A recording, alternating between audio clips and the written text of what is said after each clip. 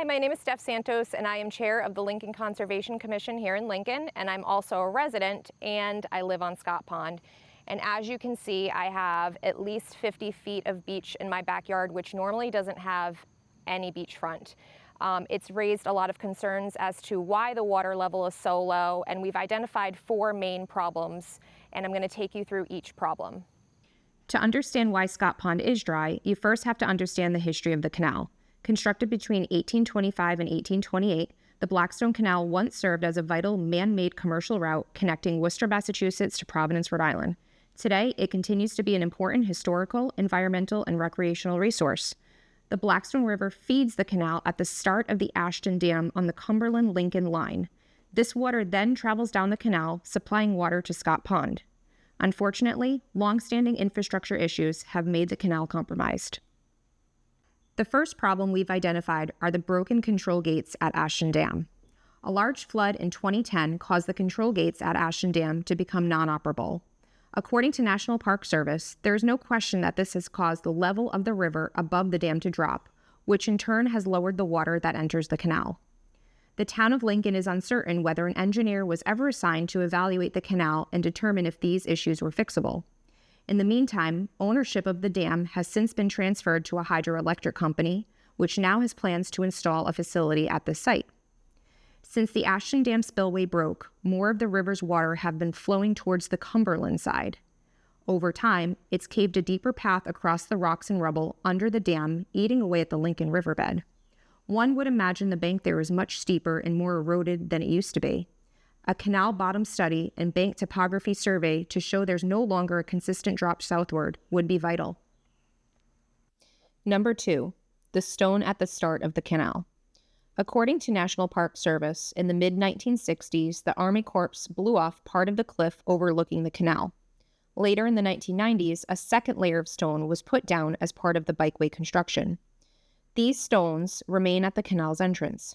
While originally intended to address flooding, these obstructions now impede water flow and should be reassessed and removed in light of current climate and flood management priorities.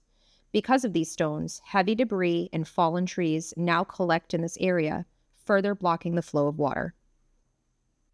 Number 3, dated and failing water gates. One critical issue involves the condition of the 19th century style water gates, particularly at the head of the canal along the Cumberland-Lincoln line. The wooden planks at this site are currently managed by the town of Lincoln under an informal gentleman's agreement, which calls for adding or removing planks in response to water levels. At present, however, there is little to no influx of water into the canal. Instead of being retained, water seeps directly through the deteriorated planks of the water gate and flows back into the river. This results in a significant loss, an estimated 2 gallons per minute or approximately 3,000 gallons per day. Over the course of weeks and months, this volume becomes considerable, particularly during drought conditions when water conservation is most critical. It is also important to note that the wooden planks are severely deteriorated and largely rotten.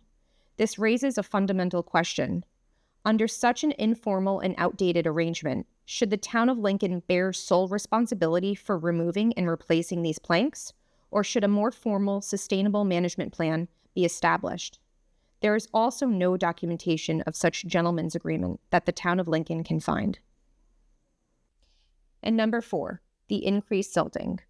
According to National Park Service and the Blackstone Watershed Council, there is also a chance that one of the biggest issues facing Scotts Pond and the canal could be the increased silting into the Blackstone Canal, making it harder for water to move down the length of the canal and into the pond. Overdevelopment and lack of stormwater management leads to an increase in sediment into the Blackstone Canal. We recognize that the Blackstone Canal presents many jurisdictional and administrative gray areas. However, I urge you to prioritize this project as one of the most critical in the state.